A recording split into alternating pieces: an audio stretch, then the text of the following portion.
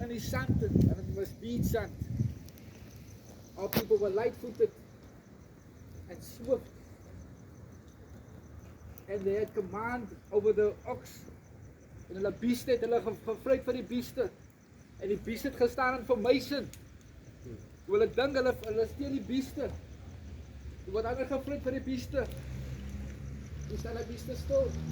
En hulle staan in 'n formation. Sodat die kooi kan aanval.